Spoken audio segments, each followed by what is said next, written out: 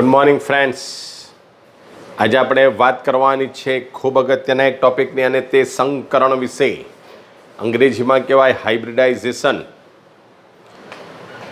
આપણે તત્વની જે કંઈ પણ ઇલેક્ટ્રોન રચના જોઈએ છે ને, તે ધરા સ્થિતિમાં, સામાન્ય સ્થિતિમાં, એની સ્થાયી સ્થિતિમાં એકલો હોય ત્યારે, પરંતુ જ્યારે કોઈ પરમાણુ બીજા પરમાણુ સાથે જોડાઈને અણુ બનાવવા જાય તે વખતે તેની જે પરમાણવીય કક્ષકો છે એ પરમાણવીય કક્ષકોની મદદથી તે એક વિશિષ્ટ ગોઠવણી કરે છે, તૈયારી કરે છે.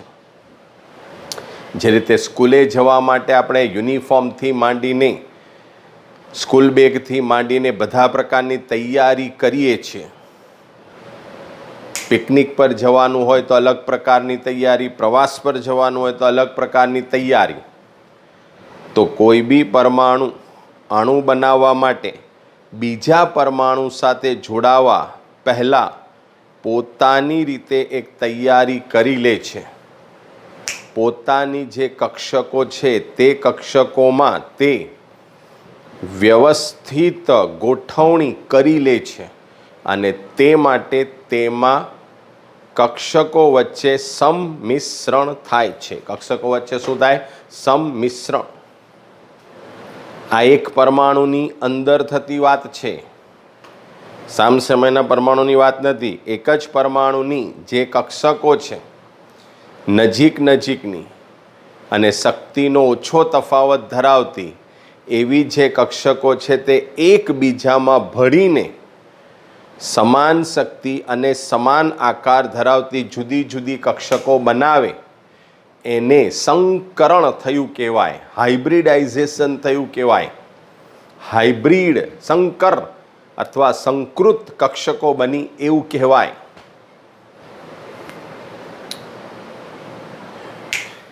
ફરી પાછું એની અગર જો વાત કરીએ તો, તમે નાના હતા ત્યારે કલરિંગ એવી ક્લેથી રમતા હતા, માટી. એમાંથી જુદા જુદા પ્રકારની વસ્તુઓ બને. ગાય બને, પાટલી બને, વેલણ બને, બેટ બને, બોલ બને, બરાબર, ખુરશી બને. કોઈ રચના બનાવીને તમે શું કરતા હતા? જો બરાબર નહીં બને તો ફરી બધું મિક્સ કરીને, ગોળ ગોળ કરીને એના પાછા આપણે 4 ટુકડા કરી દેતા, બરાબર. તો એ જ રીતે બધી કક્ષકો જે હોય પરમાણુની, એમાંથી અમુક કક્ષકો, અમુક એટલે કઈ? તો કે જેવી જેવી જરૂરિયાત, સામેના કયા પરમાણુ સાથે જોડાવાનું છે, કેટલા ઇલેક્ટ્રોન સાથે ભાગીદારી કરવાની છે, એ બધી જરૂરિયાત જોઈને પરમાણુ પોતાની જરૂરી એવી કક્ષકો વચ્ચે સંમિશ્રણ કરીને સમાન શક્તિ અને સમાન આકાર ધરાવતી કક્ષકો બનાવે, એને કહેવાય સંકરણ. દાખલા તરીકે કાર્બનની વાત કરીએ તો કાર્બનનો પરમાણુ ક્રમાંક 6, એની જે ઇલેક્ટ્રોન રચના છે તે ઇલેક્ટ્રોન રચનાની જો વાત કરીએ તો એની ઇલેક્ટ્રોન રચના થશે 1s2, 2s2, 2px, 2py, 2pz પૈકી 2px માં 1, 2py માં 1, 2pz માં 0. તો આ 6 થઈ ગયા. હવે કાર્બન કોઈ અણુ બનાવવાનો હોય ત્યારે સક્રિય થાય તો એને ઉત્તેજિત અવસ્થા કહેવાય. ત્યારે શું થાય? તો કે આનો એક ઇલેક્ટ્રોન કૂદીને 2pz માં જાય. 1s2, 2s1, 2px1, 2py1 and 2pz1. આને મારે ડ્રો કરવી હોય તો આ રીતે દોરી શકાય. આ છે મારી 2s કક્ષક. આ જે 3 કક્ષકો છે 1, 2 and 3, 2px, 2py, 2pz. એક ઇલેક્ટ્રોન, એક ઇલેક્ટ્રોન, એક ઇલેક્ટ્રોન, એક ઇલેક્ટ્રોન. હવે આ જે કાર્બન છે તે ઉત્તેજિત કાર્બન, એમાંથી મિથેન બનાવવાનો છે, ઇથીન બનાવવાનો છે, ઇથાઇન બનાવવાનો છે, એ પ્રમાણે પોતાની કક્ષકો ભેગી કરીને સમાન શક્તિ અને સમાન આકાર ધરાવતી કક્ષકો બનાવે એને સંકરણ થયું કહેવાય. દાખલા તરીકે કાર્બન મિથેનની રચનામાં સંકળાય ત્યારે આ ચારે ચાર કક્ષકો 2s નો આકાર કેવો હતો? ગોળાકાર. 2px dumbbell, 2py dumbbell, 2pz dumbbell. તો આ ચારે ચાર કક્ષકોને ભેગી કરી દે અને પાછા એના ચાર અલગ અલગ ટુકડા કરે તો આ ચાર કક્ષકો વચ્ચે સંમિશ્રણ થયું અને એના કારણે આ 1 2 3 4 સંકૃત કક્ષકો બની. સંકરણમાં કોણે કોણે ભાગ ભજવ્યો? તો કે 2s, 2px, 2py, 2pz. એ બધી પહેલા તો એકબીજામાં ભેગી થઈ ગઈ, પછી પાછા એક સમાન એના ચાર ભાગ થયા. એ દરેક ભાગ એક સરખી ઉર્જા અને એક સરખા આકાર ધરાવે. એનું નામ કેવી રીતે અપાય? તો કે સંકરણમાં જે રીતે ભાગ લીધો હોય ને એ પ્રમાણે એને નામ અપાય. એક એસે ભાગ લીધો અને 3 પીએ તો એને કહેવાય sp3. આ પણ sp3, આ પણ sp3, આ પણ sp3. એટલે કે કાર્બનની 4 sp3 સંકૃત કક્ષક બને. કેટલી? 4 sp3 સંકૃત કક્ષક બને. એ દરેકે દરેકની અંદર sp3 sp3 sp3 દરેકની અંદર એક એક ઇલેક્ટ્રોન છે એવું કહેવાય. બરાબર? તો આને કહેવાય સંકરણ. જરૂરી નથી કે આ ચારે ચાર કક્ષકો ભેગી થઈ જાય. ક્યારેક એવું પણ થાય 2s, 2px, 2py આ ત્રણ સંકરણમાં ભાગ લે. 2pz સંકરણમાં ભાગ નહીં લે ત્યારે એનો આકાર ડમ્બેલનો ડમ્બેલ જ જળવાય. પણ આ ત્રણેય સંકરણમાં ભાગ લીધો એમાંથી એક સરખી ઉર્જા અને એક સરખા કદવાળી 3 કક્ષકો બનશે. કેટલી કક્ષકોએ ભાગ લીધો? તો કે એક s, એક p અને એક p. આને કહેવાય sp2, આને કહેવાય sp2, આને કહેવાય sp2 સંકૃત કક્ષક. હાઇબ્રિડ ઓર્બિટલ સંકર કક્ષકો. બરાબર? તો એ જ પ્રમાણે જો એકલું 2s અને 2px સંકરણમાં ભાગ લે તો એને કારણે સમાન ઉર્જા અને સમાન આકારવાળી કઈ કક્ષક બને? sp સંકૃત કક્ષક બને. કઈ? sp. બરાબર? તો આ થઈ વાત કોના વિશે? સંકરણ વિશે.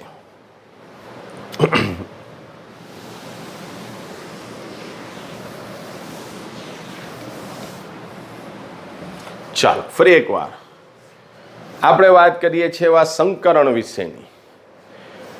તો એક જ પરમાણુની જેટલી પરમાણુવીય કક્ષકો ભેગી થાય એટલી સંકર કક્ષક બને.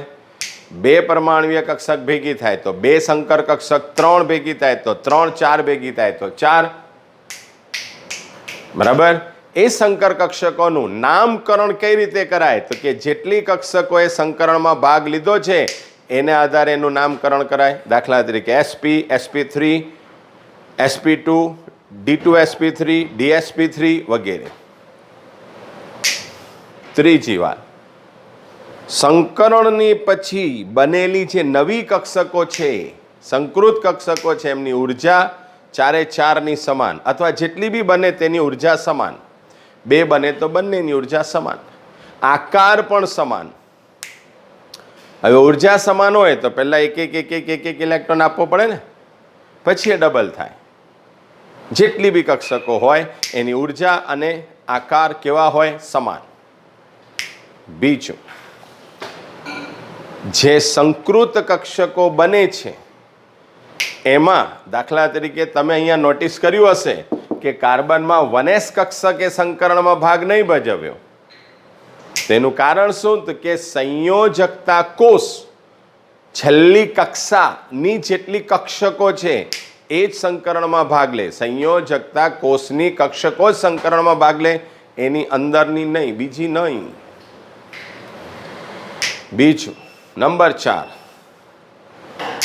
સંકરણને કારણે સ્થાયી એવી રચના પ્રાપ્ત થાય. ઇલેક્ટ્રોન યુગ્મ વચ્ચે ઓછામાં ઓછું અપાકર્ષણ મહત્તમ યોગ્ય એવું અંતર અને એક યોગ્ય દિશા. પાંચમી વાત, સંકર કક્ષકો યોગ્ય દિશામાં ગોઠવાય એને કારણે અણુની ભૂમિતિ નક્કી થાય છે. શું નક્કી થાય? અણુની ભૂમિતિ એટલે કે એનો આકાર નક્કી થાય છે. શું નક્કી થાય છે? આકાર. ઓકે, તો એવી સંકરણની જો વાત કરીએ તો આ થઈ વાત સંકરણની ખાસિયતો વિશે. બરાબર, જેટલી પરમાણુય કક્ષકો જોડાય એટલી જ સંકર કક્ષકો બને. બનેલી સંકર કક્ષકોની ઉર્જા સમાન હોય, આકાર સમાન હોય. સંયોજકતા કોષમાંની કક્ષકો વચ્ચે જ સંમિશ્રણ થઈને સંકર કક્ષકો બને. ચોથું, સંકર કક્ષકો સ્થાયી હોય, મહત્તમ અંતર, ન્યૂનતમ અપાકર્ષણ. બીજું, એવી જે સંકર કક્ષકો છે તે સંકર કક્ષકો એક યોગ્ય દિશામાં ગોઠવાય જે અણુનો આકાર, ભૂમિતિ નક્કી કરે છે. બીજું, આપણે વાત કરીએ એવી સંકરણની ખાસિયતો વિશે. બીજી વાત, સંકરણ માટેની શરતોની. પહેલી શરત, સંકરણમાં ભાગ લેતી જે કક્ષકો છે તે નજીક નજીક હોવી જોઈએ. બીજું, એમની વચ્ચે ઉર્જાનો તફાવત ન્યૂનતમ હોવો જોઈએ, લગભગ સમાન એવી ઉર્જા તેમની હોવી જોઈએ. સંકરણમાં જે ભાગ લેતી કક્ષકો છે તેની ઉર્જા લગભગ સમાન હોવી જોઈએ, બહુ મોટો તફાવત હોવો જોઈએ નહીં. બીજું, આવી છે સંકરણમાં ભાગ લેતી કક્ષકો અર્ધપૂર્ણ ભરાયેલી હોય એવું જરૂરી નથી, પૂર્ણ ભરાયેલી કક્ષકો બી ભાગ લઈ શકે. ચોથી વાત, સંકરણ પહેલા ઇલેક્ટ્રોનની ગોઠવણી કરી જ દેવી એવું પણ જરૂરી નથી. બરાબર, ઓકે. તો આપણે વાત કરીએ છીએ એવા સંકરણની. સંકરણને આપણે બે રીતે વર્ગીકૃત કરીએ છીએ. પહેલું, એસ અને પી કક્ષકોને સમાવતું સંકરણ. ત્રીજું, sp-d કક્ષકોને સમાવતું સંકરણ. એસ અને પી કક્ષકોને સમાવતું સંકરણ sp, sp2, sp3. sp અને d કક્ષકોને સમાવતું સંકરણ sp3d અને sp3d2. ચાલો, કોઈ એક પરમાણુની એક એસ કક્ષક અને એક પી કક્ષક, બરાબર, એટલે કે તેમાં બે કક્ષકો સંકળાય છે. એક એસ અને એક પી. એસનો હિસ્સો 50%, પીનો જે હિસ્સો છે તે 50%. બંને 50-50% જેટલી સંકળાય. એક એસ કક્ષક અને એક પી કક્ષક સંકળાઈને સમાન શક્તિ અને સમાન આકાર ધરાવતી બે પરમાણુય કક્ષકો બનાવે, બે સંકૃત કક્ષકો બનાવે, બે હાઇબ્રિડ કક્ષકો બનાવે.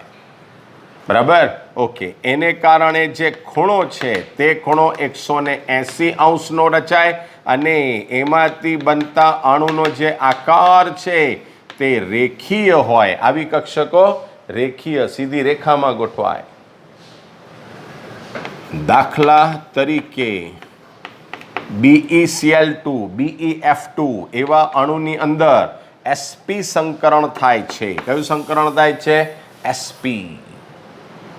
ત્યાર પછી CH ટ્રિપલ બોન્ડ CH, ઇથાઇનના બંને કાર્બન કયું સંકરણ દર્શાવે છે? sp. કયું સંકરણ દર્શાવે? sp. બરાબર, ચાલો હવે sp2. એમાં એક એસ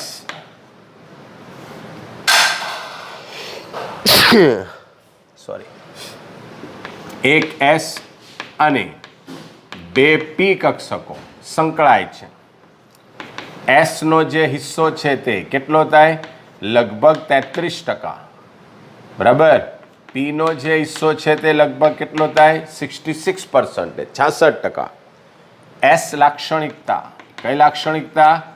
એસ લાક્ષણિકતા 33% અને પીની લાક્ષણિકતા તેમાં 66% હોય. ખૂણો 120 અંશનો બને, તેનો જે આકાર છે તે ત્રિકોણીય હોય. કેવો હોય? ત્રિકોણીય. દાખલા તરીકે BF3. કયો અણુ?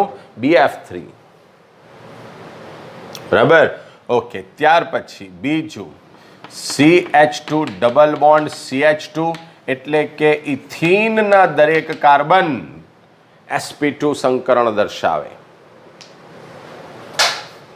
sp3 એમાં એક S અને 3 P કક્ષકો સંકળાય.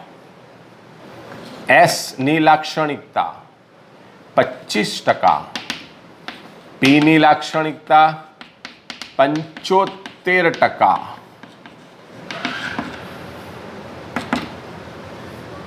sp3 હોય તો ખૂણો બને 109°28'.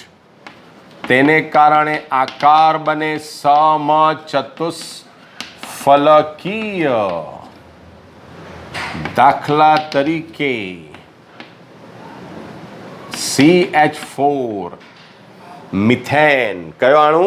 મિથેન. CH4 એની અંદર sp3 લાક્ષણિકતા જોવા મળે છે. કઈ લાક્ષણિકતા? sp3. કેટલીક વાર અબંધકારક ઇલેક્ટ્રોન સાથે પણ એવી લાક્ષણિકતા જોવા મળે. દાખલા તરીકે NH3, H2O એ બધામાં પણ અબંધકારક ઇલેક્ટ્રોન યુગ્મ સહિત sp3 સંકરણ થાય છે. ચાલો બીજી વાત કરીએ તો S, P અને D કક્ષકોને સમાવતું સંકરણ, એમાંનું એક સંકરણ sp3D અથવા ક્યારેક DsP3 એવું સંકરણ પણ થાય. તો એની અંદર S ની લાક્ષણિકતા 25%, સોરી 20%,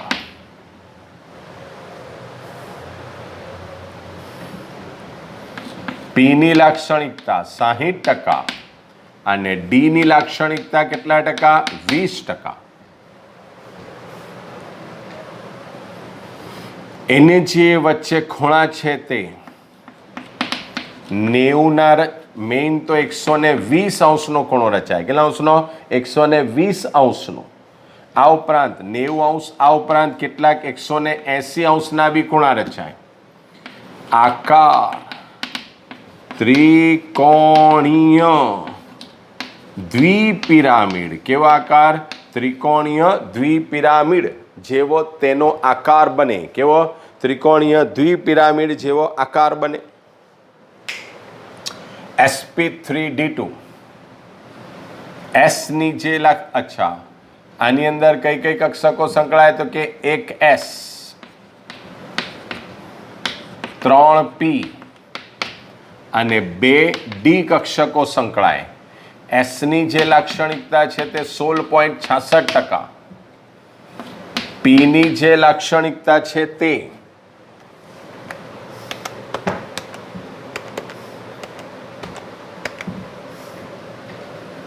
49.98, એપ્રોક્સિમેટલી 50% જેટલી. D ની જે લાક્ષણિકતા છે તે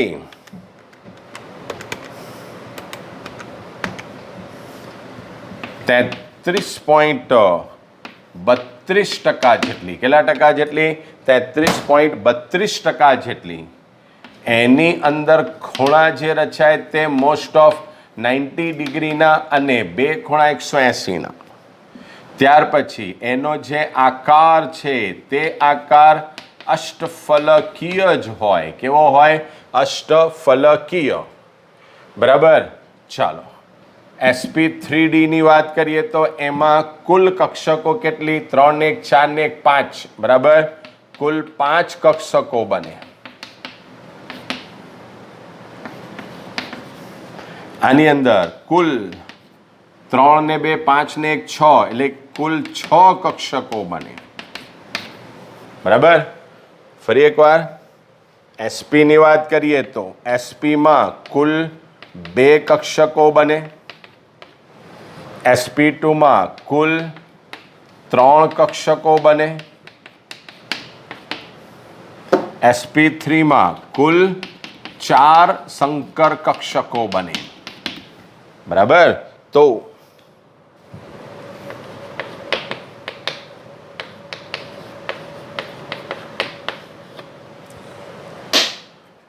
આપણે વાત કરી કોના વિશેની? સંકરણ વિશેની. કોના વિશેની? સંકરણ વિશે. ઓકે.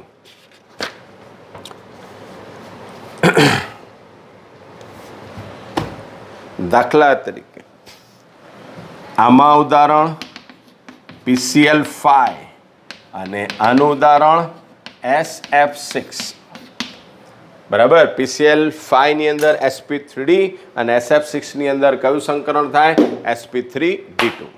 ઓકે. તો આ થઈ વાત સંકરણ વિશેની.